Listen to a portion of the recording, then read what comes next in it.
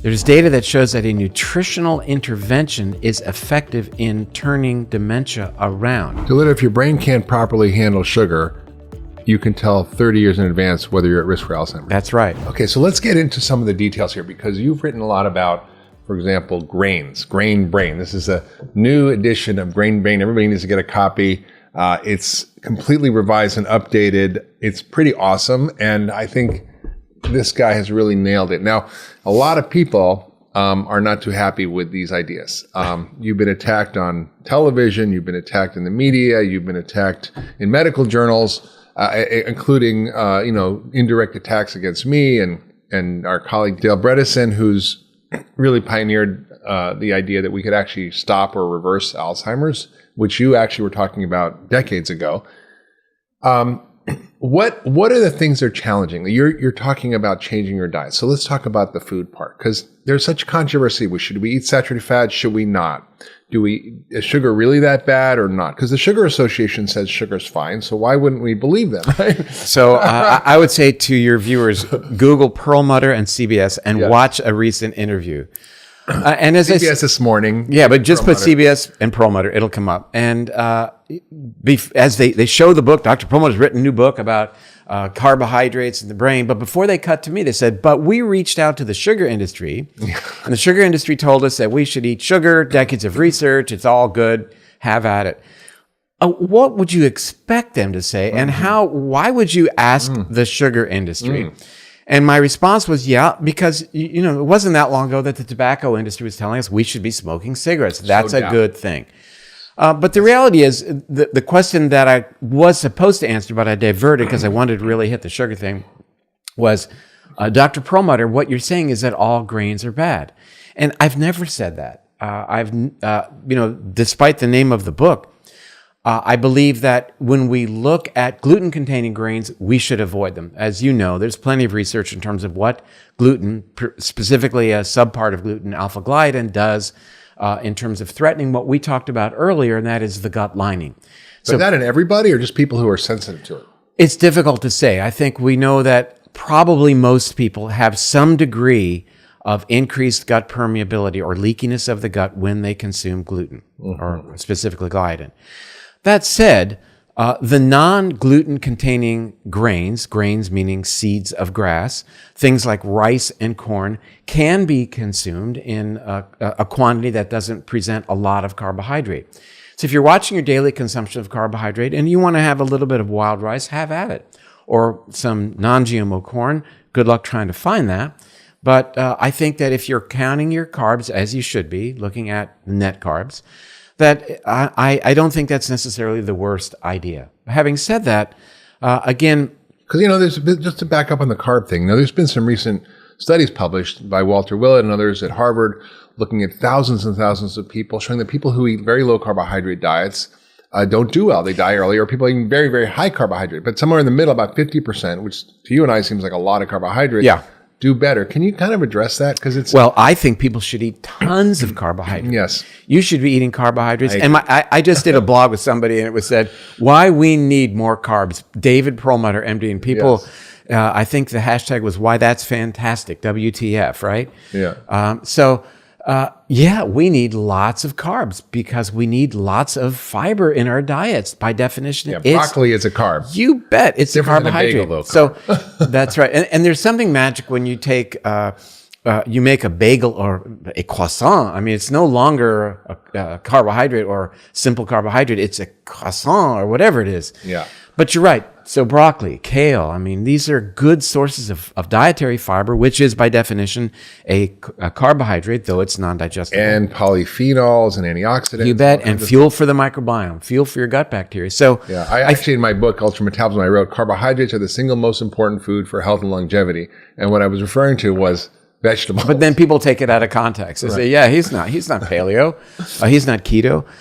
So I think that, the biggest faults then with with that type of research is you've got to qualify. And the other area that needs great qualification is, I'm often challenged by people saying, the China study said that you eat meat, you're going to die.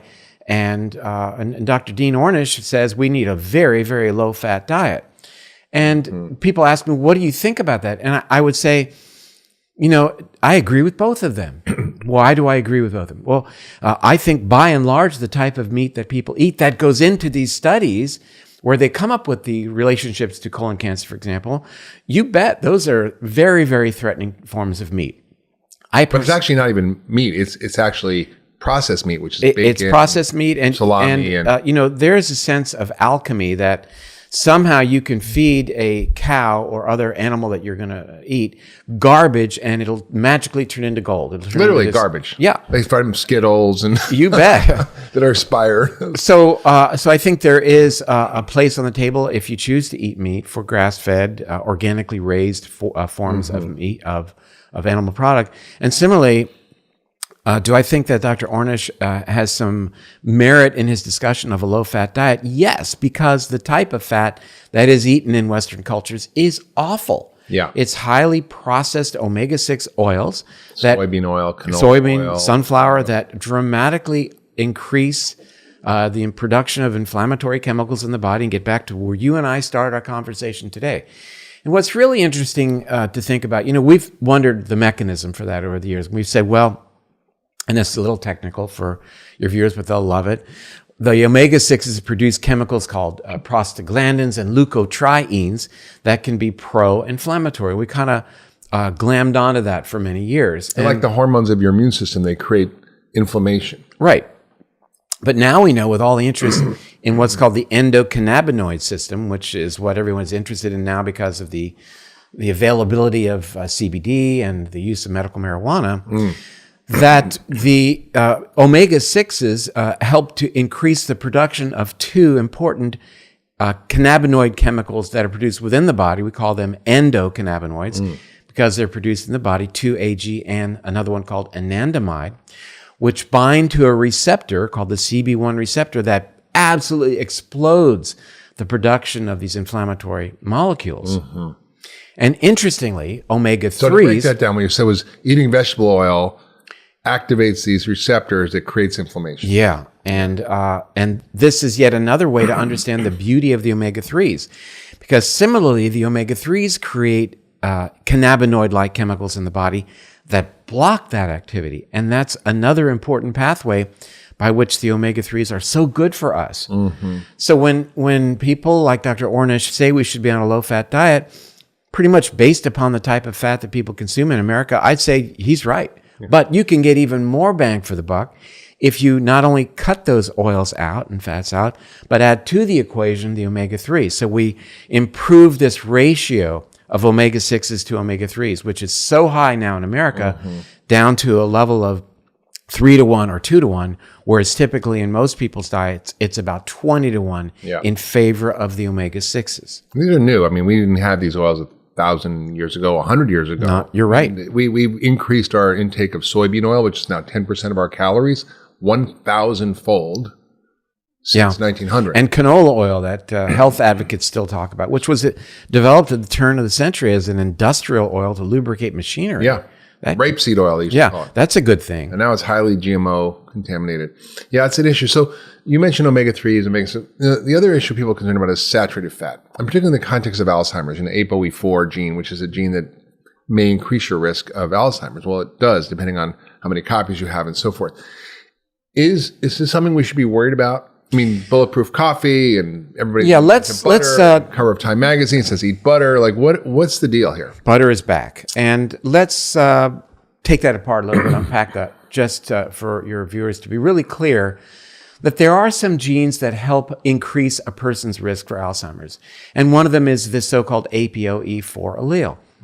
And you can learn about it by having an at-home genetic test that anybody can do, and 20% of Americans will carry the ApoE4 allele. One copy. And some carry 2 copies, which is clearly associated with as much as a 12-fold increased risk for developing Alzheimer's disease. The ApoE genes are involved in the production of apolipoproteins. And that's a big term, but it has to do with proteins in the body that carry fat, deliver fat, to where those fats might be needed. And there is some indication that the benefits of saturated fat for the brain. We'll talk about that in just a moment. And even the benefits of a ketogenic diet, and we'll talk about that as well. I guess I'm putting a lot of things on the plate here. Okay, we got it. We got Okay. time. Might be a little long here. We might have to add another memory card. But those things are less beneficial in the APOE4 carriers, meaning that they're not going to gain as much benefit directly from ketogenic diet or a diet that's higher in saturated fat. Is there harm? Doesn't look like there's harm. And that said, I think that there are benefits that everybody gains that I believe, if there is some sense of harm, would offset those potential issues, which are very minimal to begin with. And that is what the benefits are from consuming saturated fat is the types that we recommend: MCT oil, coconut oil, the saturated fat that's found in eggs, for example. The benefits are that we enhance our body's ability to produce these important chemicals that are called ketones. There's this huge interest these days all over the internet and certainly in various venues for lectures, et cetera, in what is called the ketogenic diet. Like the number one diet books You today bet, are and with good reason. diets. And it's a brand new phenomenon for humans. It's only the type of diet we've been on for a couple million years. So Cyclical, on and off of it. Right. But we've been in and out of ketosis for a long, long time. So it's got a heck of a track record. And we can talk about that, but basically it's a diet that counters inflammation, that enhances energy production, that activates this BDNF gene pathway to create more of that growth hormone to grow new brain cells, that helps reduce the production of free radicals, that helps get rid of damaged energy producers called mitochondria, that helps us with our ability to rid our bodies of cells, for example, that are damaged. So in multiple arenas, being on a ketogenic diet is really a good thing. So I think that the ability of the coconut oil and the MCT oil to make that happen really is very, very powerful. And there's data that's showing that those actually help improve outcomes in Alzheimer's patients. There's actually a data that indicates interventionally that simply using MCT oil improves cognitive function in established Alzheimer's patients. And what did I just say? There's data that shows that a nutritional intervention is effective in turning dementia around. Yeah. There's also data from Iran that demonstrates that probiotic intervention demonstrates improvement on the mini mental status test, which is a standardized test doctors use in the office to determine how well a person's brain is functioning. It's impressive. I just reviewed a book by the new head of the Lou Ruo Center at Cleveland Clinic, which is the Alzheimer's research program there. And I was shocked to read he talked about using ketogenic diets in patients with Alzheimer's as a way of treating the problem, which is pretty radical. You've got the head of a major academic medical center saying, yes, we can use food as medicine. We're seeing this trend. Food as medicine, who knew? And yet there's this incredible backlash about this. We're going to get into that in a minute. There was an article in the Journal of the American Medical Association called The Rise of Pseudomedicine for Dementia and Brain Health. And you and I would be considered in the pseudomedicine quack category. I think I for me, it's a personal badge of honor that I'm on Quack Watch. Me too, along with most of our best friends. But the saturated fat thing, I just want to come back to. And the founder of Quack Watch commented on this article in JAMA. Yes, you need to see that. I'm sure. I feel like I'm doing a good job when I get more people attacking me from certain categories of like Monsanto and the farm industry. But the saturated fat thing is fascinating because I want people to hear that saturated fat is not necessarily bad, that it is something that can be helpful in many conditions. But that's with one big caution, is to avoid what I call sweet fat. And the reason that saturated fat, I believe, causes, and I want to hear your opinion on this, causes problems in the research, which can correlate saturated fat with disease like heart disease and other problems, is that when those studies were done, they're done in the context of people eating saturated fat in a high starch sugar diet. I call that sweet fat. Think of donuts, French fries, ice cream, cookies. These are high fat, high sugar combos that are deadly. So the caution is if you're going to eat saturated fat, you can't eat a diet high in starch and sugar. Yes, high in carbohydrates, right? Plant foods. I always say 75% of your diet should be plant foods in terms of starch. Not in terms of starch, in terms of vegetables. In fact, most of your diet should be plant foods by volume, but they have very little calories, and most of your calories should be fat, but it's not much volume. Can you comment on that? Yeah, sure. And I would say let's even unpack this further. And it doesn't even have to be in relationship to eating carbohydrates, simple carbohydrates, because the data comes from these studies that look at calculating the amount of saturated fat in somebody's diet based upon the foods that they eat. Then they calculate, well, this person eats, a bunch of beef, they eat a bunch of bacon, et cetera. They get a lot of saturated fat. Well, as we talked about earlier, those are the wrong kinds of foods for many, many reasons. Mm-hmm. So this is a calculated determination of saturated fat.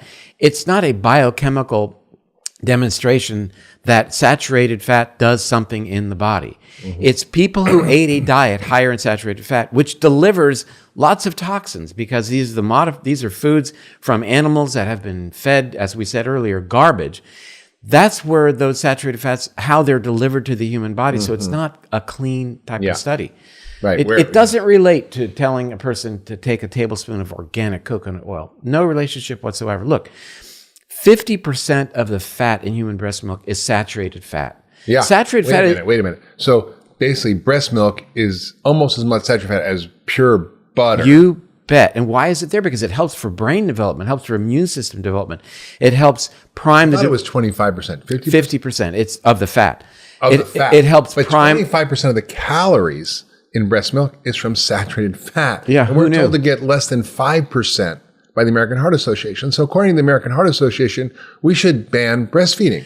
I think it needs a label. They need to go around and stamp breasts all around the world saying, this is not heart health. Fat. Yeah, avoid this. I mean, it wasn't long ago when we were told not to eat avocados or nuts. Yes. Because they had high levels of the dreaded fat.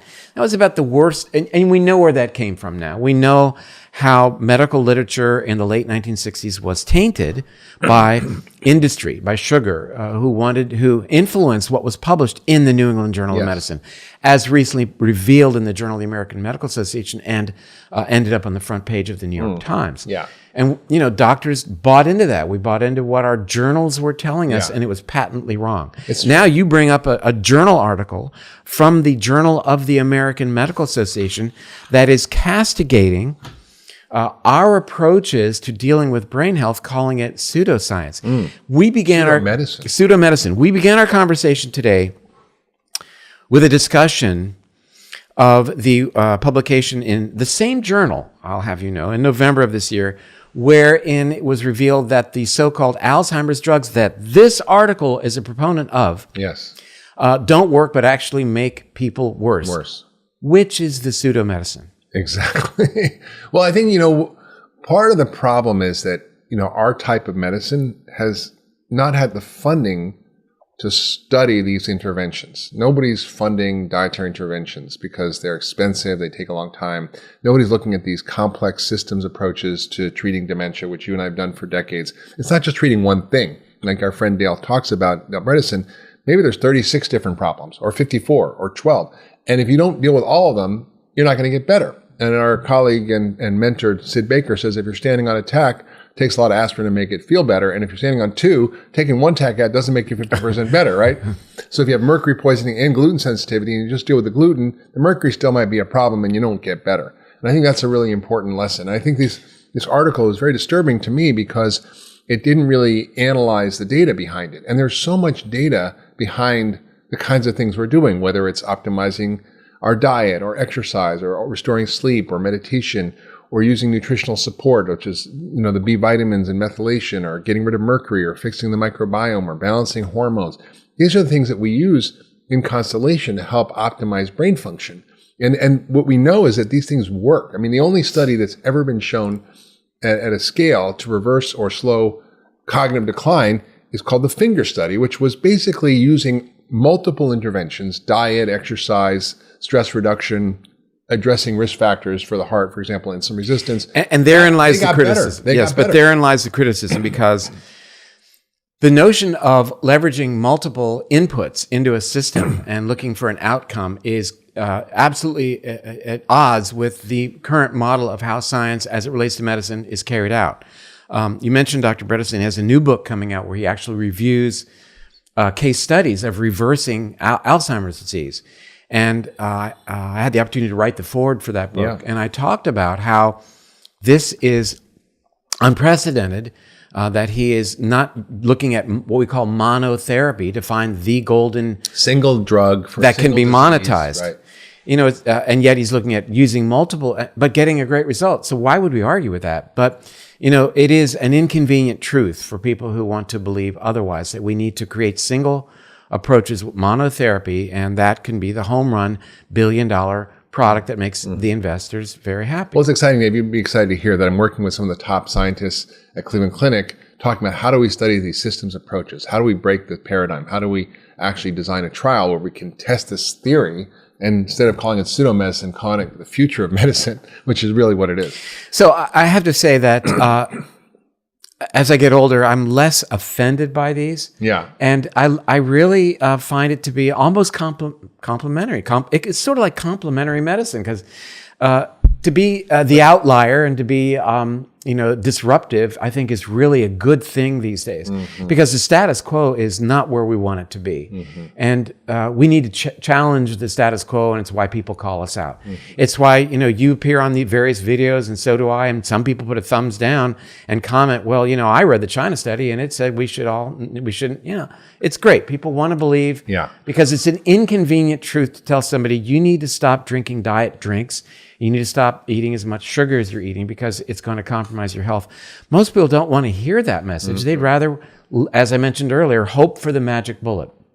As it relates to Alzheimer's, it's interesting that in February of 2018, one of the world's largest pharmaceutical companies, Pfizer, gave up. Yeah, a lot of companies. We're not going to chase down the magic bullet for Alzheimer's anymore, because it doesn't have a good enough ROI, return on investment. Hundreds of studies, billions of dollars spent going down this rabbit hole that is the wrong strategy for identifying the risks, the causes, and the treatments for cognitive decline or Alzheimer's. It's pretty stunning, and everybody's failing, and now people are starting to pay attention to what we're doing. I have a slide that I'll show you at a conference you and I will be attending in a couple of days. And it's really quite interesting, because it measures a group of people in terms of insulin resistance, whether they have insulin resistance, which is the consequence of diet, or not, over time, who collects the most beta amyloid, this sticky protein in the brain that is associated with Alzheimer's risk, who collects more beta amyloid. And it's dramatic how much more amyloid is in the brains of people who are insulin resistant. The reason I mention it in the context of our discussion right now is because the amyloid in the brain has really been the focus of the pharmaceutical industry trying to create an Alzheimer's drug. Amyloid does or doesn't play a role, whatever, but... Sort of like sticky toffee that gums up right, the brain. but developing drugs to get rid of amyloid or to keep it from forming in the first place has been the focus of billions of dollars of research. Because if you could get rid of that protein, that might cure Alzheimer's. It doesn't. But the point is that we can determine on the front end how to lower our risk for developing amyloid in the brain in the first place. It's a reaction to something. It is something that's driving inflammation. That's right. It's an overreaction. It's an overreaction to infection, for example, to herpes simplex virus, to chlamydia, to various organisms that do in fact colonize the brain. The microbiome of the brain. There is a microbiome of the brain. And in fact, in a book we have coming out, there's a chapter dedicated to that from Dr. Tanzi's group at Harvard. Yes. So it is really quite incredible to realize. Another series of slides looks at the degree of brain shrinkage if you carry the Alzheimer's gene in comparison to the degree of brain shrinkage in 1 year, plotted against your hemoglobin A1C, or your average blood sugar. And it turns out that the rate of shrinkage of your brain is greater with a higher A1C than it is carrying the Alzheimer's gene. Yeah. Now, you can't change... That's pretty frightening. You can't change the Alzheimer's gene. If you got it, you've got it. You can change the expression of the gene. You can, but you can sure as heck lower your A1C by simply making some dietary changes. Yeah, low sugar starch. You bet. More carbohydrates in the form of fiber. And more good fats. Nurturing your gut bacteria, reducing inflammation. But again, that is the inconvenient truth people don't want to embrace. The ball is very much on your side of the net. It's not up to me on the other side of the net, the doctor, to fix this. It's up to you to hit that ball appropriately with some topspin so that I can return it. Give it a good shot. Here's how to do it. How? Lower your consumption of simple carbohydrates. Eat more healthful fat. Eat more dietary fiber. Exercise. Make sure that your sleep is restorative. Really important. Very much underrated. We spend a third of our lives sleeping or trying to sleep.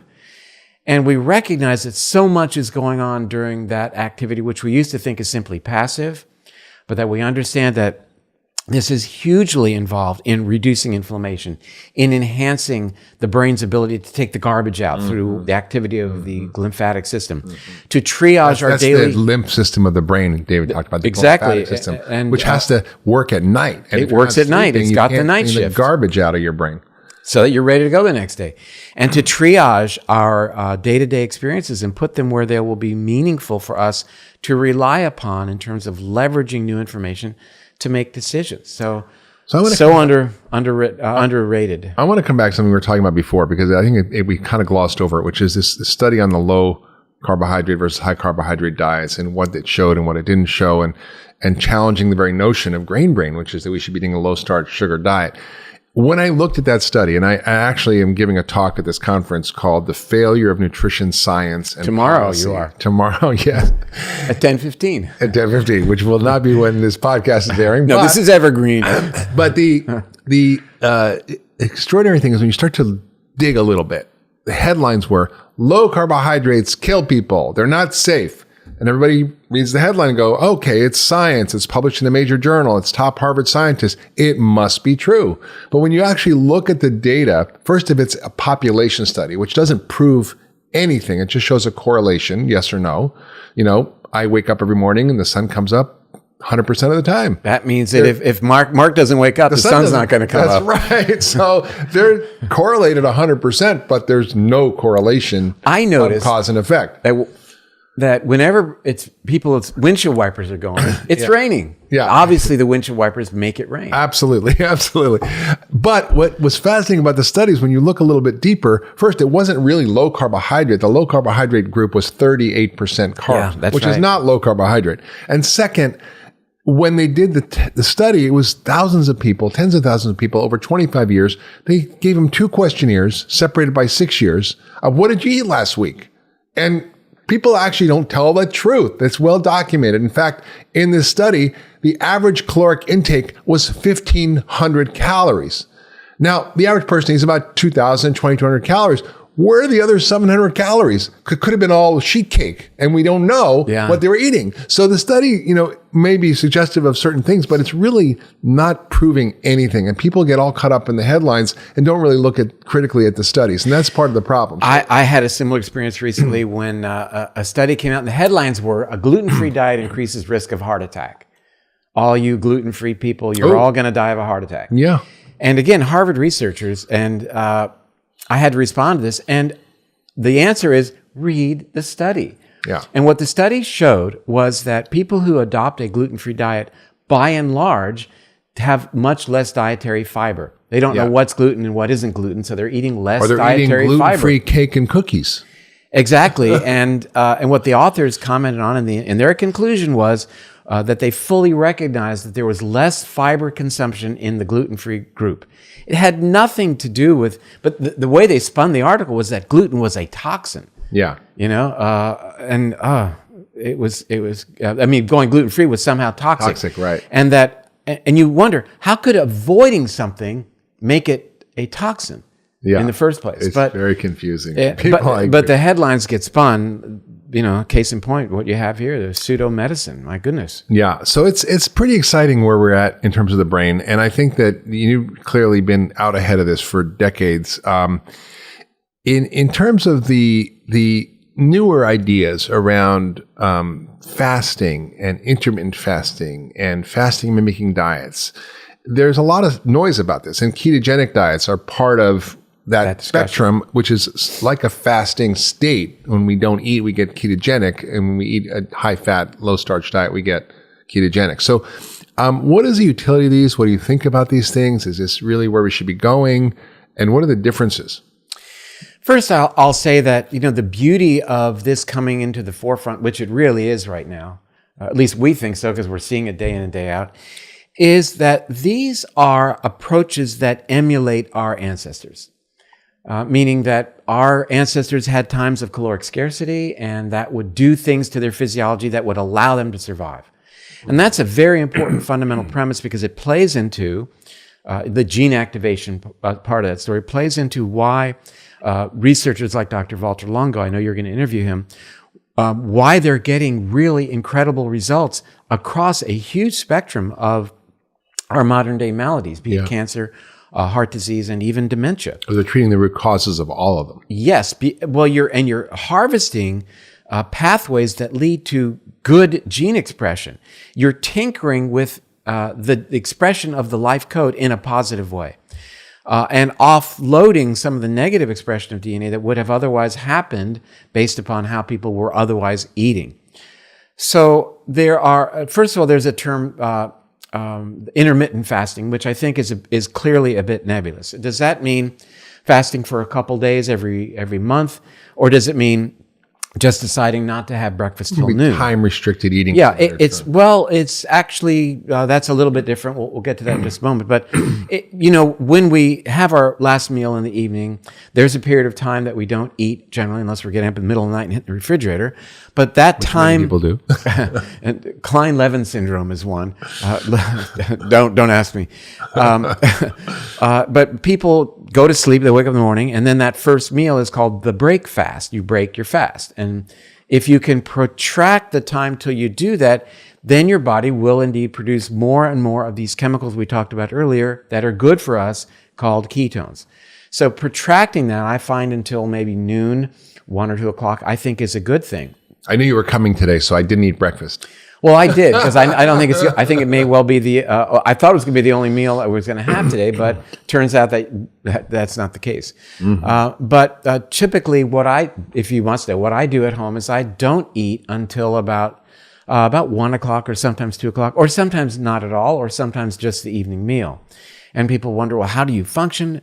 I function really well, as a matter of fact. I mean, I may add to that a little bit of MCT oil just to get my ketones a little bit higher. Yeah. So the fasting mimicking diet that you will obviously learn more about when you interview the person credited with inventing that, Dr. Walter Longo, is a technique to gain the activation of the genes, the positive aspects of this approach, while at the same time making it more tolerable and available to people. So it's like eating 800 to 1,100 calories a day, which puts your body into a semi-starvation state that activates all these anti-aging reparative mechanisms. And let me just say that the other thing that fasting does that I think is underrated but nonetheless really important is that it enhances a sense of gratitude, which I think is hugely important. When you realize suddenly that you've taken food for granted, in our society we all do that because it's plentiful. But when you're not eating and for a day or two, and you suddenly realize that, wow, we live in a time when I can eat when I want to, it raises your sense of gratitude. And that, through what we talked about earlier, the rewiring of the brain, the more gratitude that you experience in your life, the more it wires your brain into the gratitude center. Yeah, it's powerful. So part of the theory of the fasting mimicking diet, if I want to get into that for a little bit, because it is confusing even for me, someone who's been studying this forever, the different opinions. He's no saturated fat. He's very low protein, no animal protein.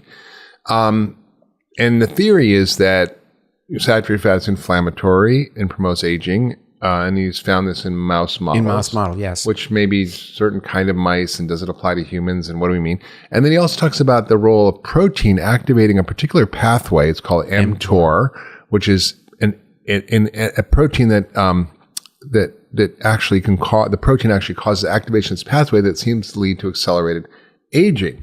So he's saying no animal protein, and that we should eat a low protein diet, and that the fasting mimicking diet is extremely low protein.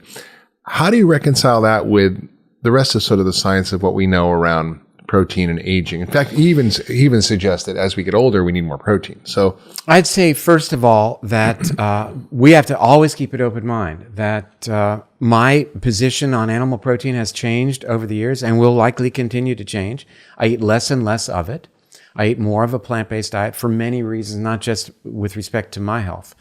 But beyond that, there are two sides to the mTOR story, as you well know. I mean, when you, Rhonda Patrick, I think, has done a terrific job in talking about the upsides of mTOR in terms of building muscle mass. yeah. So Well, it activates when you exercise. Exactly. Which we know is a great thing. So I would say that we have to keep an open mind, and these are still some unanswered questions that we are going to leave on the table. We're not going to be dogmatic and say it's this way and a story, but rather we will need to study it further. Yeah. The broad strokes are more dietary fiber, less simple carbohydrates, and changing the quality of the fat that we eat. I think those are, nothing's indelible, but I think, those are important bullet points that if we could just get that message across, that's really very, very fundamental. The other lifestyle issues that we talked about earlier, I think are important as well. But we have to really respect a researcher like Dr. Longo. And then a caution would be to recognize that we cannot always extrapolate from the mouse model to humans directly, though we do it a lot. I do it a lot. But, for example, the glymphatic system was demonstrated, we talked about it earlier, the clearing of the brain during sleep, if they were able to get the rodents to sleep on their left side. Does that mean people should sleep on their left side? I don't think so. I sleep on my left side. No, I sleep on my right side, usually. But maybe there's some knowledge there. But again, so we will follow the work of a terrific researcher like Dr. Longo and watch what he comes up with. I mean, with a person as dedicated as he is, he deserves a lot of attention. Yeah, it's extraordinary to look at the work, because the question is always compared to what, right? Things can be looked at in isolation and seem to be good or bad, but when you actually look at comparing things to other things, what do you find? I mean, you can find, for example, that a plant-based diet is much better in creating better outcomes than a diet that's a typical American diet. Even a low-fat vegan diet is far better than a typical processed American diet, right? That is not a surprise. But what about comparing a vegan diet that's low-fat to for example, a paleo diet that's very high in starch from carbohydrates that are good, like the vegetables, right? And higher in fat and a little more animal protein, and see what happens. Comparing the biology of these things, how do they affect the aging process? It's very fascinating. One of the things that I found challenging with Dr. Longo, and I'm going to chat with him about this, is that he says, yes, even a low carbohydrate diet you'll lose weight, you'll change all the biomarkers of diabetes and then some resistance, but that doesn't matter because it promotes aging. It activates all the aging mechanisms. And Great conversation to have. Yeah. A thought that comes to mind that maybe you'll bring this up with him, and that is, in a sense, his fasting mimicking diet program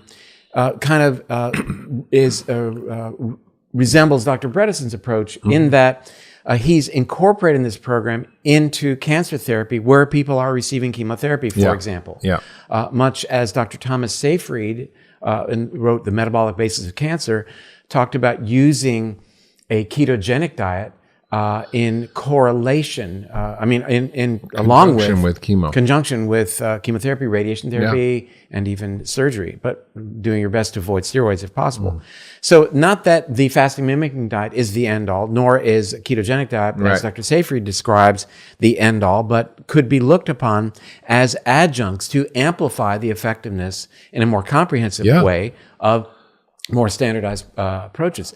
Much as Dr. Bredesen talks about, leveraging multiple inputs. It's interesting, the doctor, there's a lot of people using it for many problems, right? We see studies, for example, from the group Virta Health looking at ketogenic diets reversing diabetes in 60% of patients and getting them off medications or down on the medications in 98% of patients, reversing all the biomarkers of aging. We see this. And we also see guys like Siddhartha Mukherjee looking at ketogenic diets in cancer. In animal models, they've been able to reverse stage 4 pancreatic cancer, stage 4 melanomas, and now they're looking at doing this in human trials. So we're going to be getting more and more information. Tell us, since you published Grain Brain 5 years ago, almost 6 years ago, what has changed in the science? What do we know? And why did you revise the book? Because, it was such a great book. I read it. So did a million other people, apparently. What is different, and what can you tell us about the emerging science?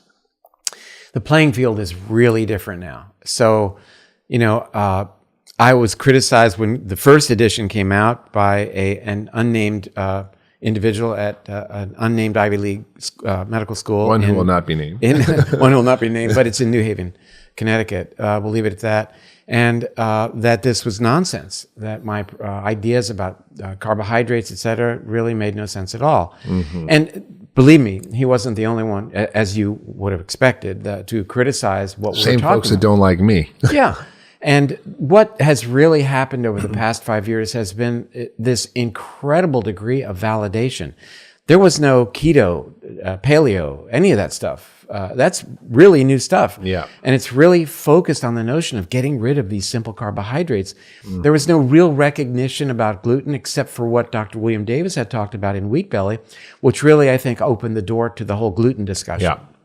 And just the notion, because I went for the brain, what would you expect? Just the notion that our lifestyle choices can rewrite your brain's destiny was really the central theme of the book, and reduce your risk for untreatable diseases was really very discomforting for people who wanted to believe in the monotherapy, give me a pill mentality. So that's changed quite a bit. There's been incredible studies that have supported the notion now about insulin resistance, the importance of insulin beyond just its role in providing glucose to the brain, in terms of being a trophic hormone for the brain, allowing brain cells to be healthy beyond just powering them up. And insulin. So it's good to have a lot of insulin? Well, we need insulin in the brain. Yeah. We compromise the ability of insulin to get into the brain when we become insulin resistant. Yeah. By having a high sugar diet, that the blood-brain barrier that keeps things in or out of the brain, its ability to absorb insulin and therefore bring sugar into the brain is compromised when we become insulin resistant. Who knew?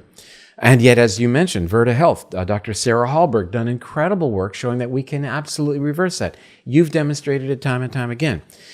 The other interesting part of the story is now, which we didn't have back then, we see brain scans that show the brain's inability to use blood sugar as a harbinger of Alzheimer's 20 and 30 years later. So if your brain can't properly handle sugar, you can tell 30 years in advance whether you're at risk for Alzheimer's. That's right. And we see that in children whose mothers had Alzheimer's, APOE4 carriers, and importantly, we see it in people with insulin resistance and in young women who have PCOS, that they already, though they're young, have these deficits in the way that their brains are able to utilize sugar. We don't yet have the data in terms of their future risk for Alzheimer's disease, but I think because about 80% of these women are overweight and have insulin resistance, that they're set up for Alzheimer's risk. What is really quite exciting is the work of a Dr. Stephen Cunnane, who I was on a panel with just a week ago in Los Angeles, who has done these side-by-side brain imaging studies showing what we've known about, that the brain can't utilize sugar as a harbinger of Alzheimer's. And even in Alzheimer's, the brain can't utilize glucose as a fuel. But if you now use a new up-to-date type of study that shows the brain's ability to use fat, specifically ketones, as a fuel, these brain cells are fine. Yeah. They're ready to go. They just need a different fuel source. Well, it's such a different paradigm that I learned in medical school, right? That the brain uses 25% of our glucose, that glucose is the main fuel for the brain. And yet you're saying there's this parallel pathway for energy for the brain that isn't sugar, it's fat. And it actually runs cleaner, makes the brain work better, can reverse chronic brain if you're a diseases. hunter-gatherer and you 3 or 4 days into trying to track down the wildebeest or whatever it is you think is going to be your source of calories, and it's not working out for you, the first thing you've got to power is your brain, because you've got to be clever enough to get food or you'll die. So we evolved this incredible alternative pathway that allows the brain to burn body fat and use it as a very powerful, what Dr. Veach has called a superfuel. So that's the type of validation that Grain Brain has received, and the type of research that has been done over the past 5 years that connects some dots for me that were missing because we didn't have that research. Yeah. But, we had thought in looking at these brain scans that show that there are areas of the brain that are not utilizing glucose in the Alzheimer's patient, that was an indication that those areas were where there were neurons that were Damaged. dead, not working anymore. And that's flawed. Yeah. Because when you supply ketones, They those work. neurons come back online and say, oh gosh, I've been away for Have so you seen long. this clinically? in Oh, patients? absolutely. I mean, that's the fundamental for why we now see interventional trials using MCT oil for increasing ketones. Why Dr. Bredesen in his protocol uses a diet that increases ketones. I've seen this too. It's striking. I had a patient who had diagnosed with early Alzheimer's.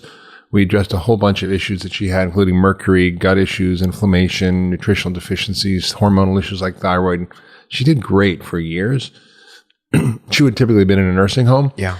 And she had a big stress, which was her husband died, and she declined. So I said, why don't we try a ketogenic diet? Let's just be a little more aggressive. And her son said it was like a miracle. It was literally, she was not coherent, really. Memory was really bad, couldn't navigate her life. And boom, it was like she came back online when she went on a ketogenic diet and was aware of her surroundings. Her memory was dramatically improved. She was able to function in her life and be active and do things. I mean, these are, quote, anecdotes, which are highly dismissed. I hear you. They're ends of one. I mean, look, Dr. Mary Newport wrote about her husband and N of one. She put him on a ketogenic diet. Has a new book coming out. And I recall one elderly Italian woman who couldn't, her family didn't want her driving, writing checks anymore. They're very worried about her. And they brought her to see me, and she came to the office with her 3 sons who were very big. And they were they wanted mom to be fixed. And the pressure was on. I didn't want to mess this one up. So, put her on a ketogenic diet. She returned to driving a car and was able to manage her finances. And I'm glad I got that one right. Yeah. But they're doing this across the spectrum. You bet. And I would say, there's great value to the ends of one. Hey, it's Dr. Hyman. If you enjoyed this video, you're going to want to check out this next video coming up. Not only can you have a leaky gut, but you can have a leaky brain. Look, bacteria, not to scare people, bacteria love the brain. Why? 25% of the body's glucose is used by the brain. They know where to eat. They're going to, Le Pen